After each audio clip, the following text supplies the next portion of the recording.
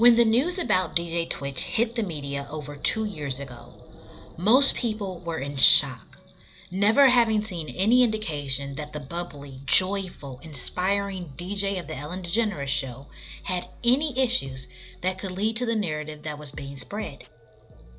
But there was one person who was all too ready to make sure that that narrative was the one believed. His widow issued a statement the same day it hit the media, saying that Stephen had left them. Despite knowing that there was no indication, no sign that such a thing was even a possibility, she even went on the Today Show months later and said that no one saw it coming.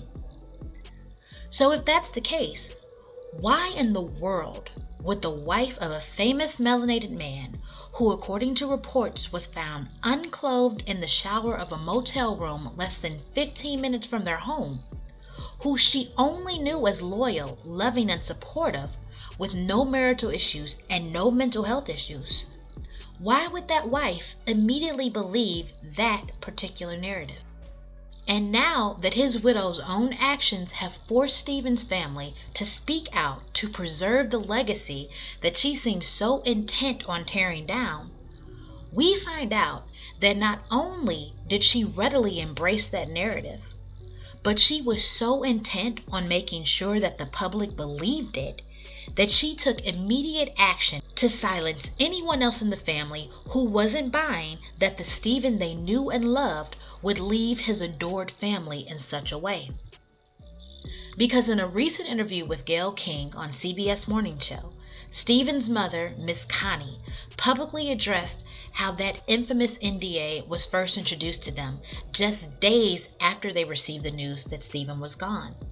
When Stephen's 94-year-old grieving granddad answered the phone one evening, just one day after Stephen's passing, and when questioned told Daily Mail that he was not sure that Stephen had done this to himself, why would that same widow be upset and immediately inform Stephen's mom that the family was talking to the press and an NDA needed to be signed? The grandfather said nothing in that article that even hinted that he believed Stephen's widow had anything to do with his being gone. But her immediate reaction was to silence the family by making them all sign an NDA?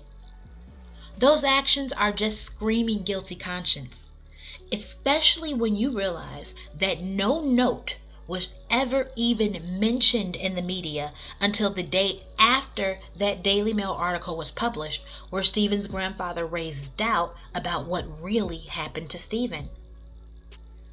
This is the sort of behavior that Stephen's family has been dealing with behind the scenes since they received the horrible news.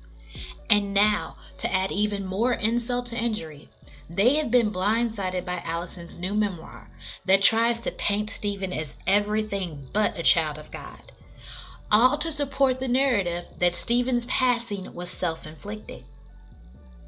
This is the sort of behavior that screams cover-up, so much so that the family has started a GoFundMe to take legal action to finally find out what really happened.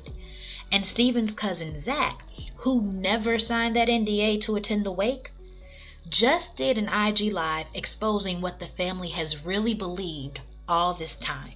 I know Connie and Dre did an exceptional job speaking on the family's state of mind and the sentiments that we felt for the past 2 years, things that they've had to endure, dealing with Stephen's widow and just the whole NDA, everything. Why is the family speaking out all this time? You know, it's been 2 years, and I think I was just compelled to give some context surrounding that.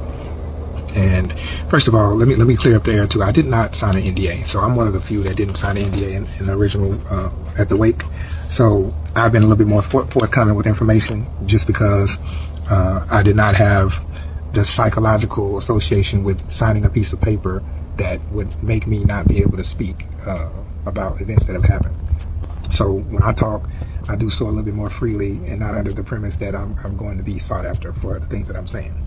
And I find it insulting that to be able to speak your mind, that somebody would be able to cause injury for that. So especially, you know, for what we have done. We've been very respectful and mindful. And sometimes when you speak your truth, if you live in your life in such a horrible way, the truth is going to sound like an attack. And that's sad. That speaks volumes about your character, not ours, right? So there are people that, probably would ask the question, did y'all feel that Stephen committed, or that there was foul play? And if you did feel like that was foul play, why didn't you say anything? So let me kind of touch on some of that and provide some context for those questions. So I hope I can say this in a way that would bring about clarity and close off some of these topics. So first of all, when Stephen put that there was foul play, and if you did feel like that was foul play, why didn't you say anything? The information that we received about his basically indicated that there was a note, there was a body, and that he checked into a hotel, he went in, never came out. There was a supposed police report that indicated that the police were called, that there was a missing person, and all these things. So there was details surrounding it that corroborated this story, right? So we're just regular folk. We not know, Stephen was a celebrity, and honestly, Stephen was regular folk too, but he just was very talented, and he's a humble kid, that became a man, and just a good dude. Anyway, so for regular people that are getting this information, there's not much you can go on when you have this information outside of you just feeling the way that you do. So when you're left with your emotions, if your emotions are the ones that are telling you that there's foul play and there's no evidence to support that foul play, what are you going to tell the attorneys? What are you going to tell, what is your course of action? Well, naturally you want to get the facts. Now, for me, his mother is there. What remains of Stephen's kids? Okay, so Stephen's kids are here.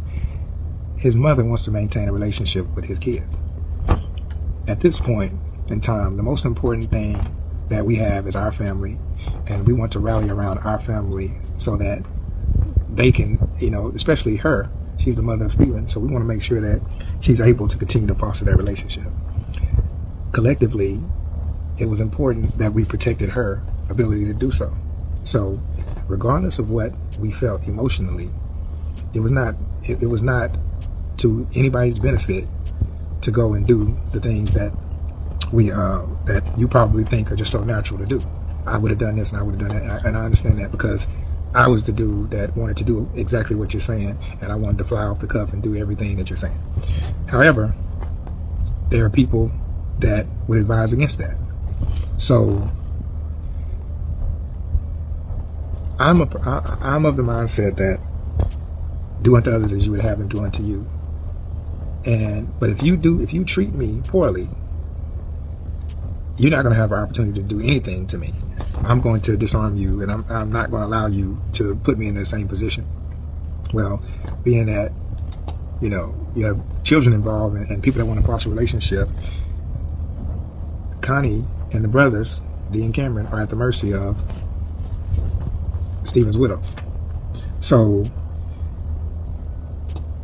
at this point, when it comes to trying to figure out how to move, everything is predicated on preserving that relationship. So at that point, it's not about Zachary, it's about them. So I have to do the work, and I have to come to terms with the fact that there's a high probability that Stephen committed a note, there was a body, and that he checked into a hotel, he went in, never came out. There was a supposed police report that indicated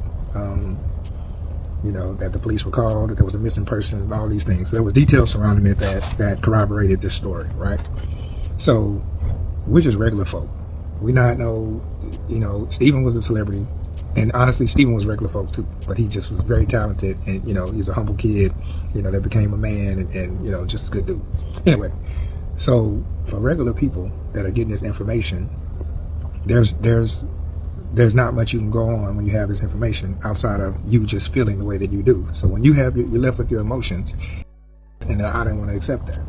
So I go to therapy, I go to counseling, I do all these things, and so now I'm at the place mentally that suggests that, okay, Stephen, but nothing in me believed that.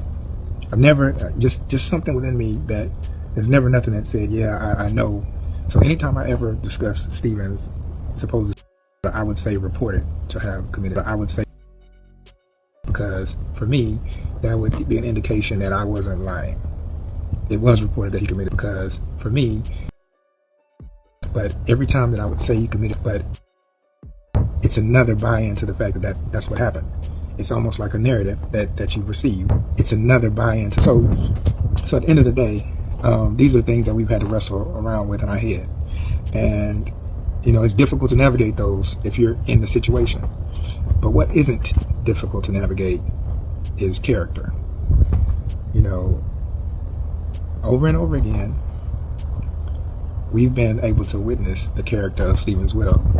And at every opportunity that she's had to do something that would indicate innocence, there's an alternative reality. There's an alternative answer.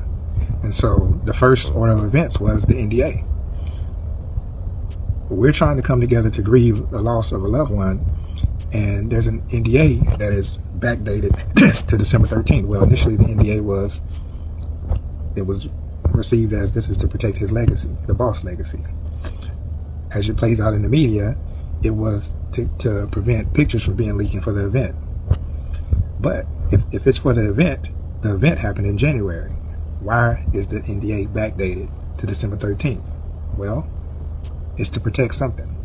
You know, I wasn't aware of any ability to backdate an agreement, but it's to protect something. So when we look at the facts and we look at the character of the person that we're talking about, it begs the question of, what else are you hiding? So when we read the memoir, in the memoir, there are things that we can speak to because we were there in the memoir, right? There's certain events that you can speak to, that you saw. And so if you're lying about the things that we know about personally, then we know that you're a liar. So how can we then believe anything that you said? So I've witnessed the character of my family, which is gracious, which is to a fault. And I've witnessed the character of his widow, which is horrible, to the point to where we're introducing speculation about your husband, the possibility of him committing to forego the opportunity to do an act against his own son, to put that into the world. And it sounds even crazy to have to even repeat that, but to put that into the world is the most, it's diabolical for you to do that. And there's no merit of truth to it. You just literally speculated in a book at the expense of your own kid. So if you're willing to do those things, if you're willing to go to those lengths, there's no telling what you're willing to do. DJ Twitch's widow's actions to silence his family have finally led to the very thing that it seems she never wanted. The possibility of there being an actual investigation into what really happened to DJ Twitch. Let me know what you think in the comments. Remember to like and subscribe for more. Thanks for watching.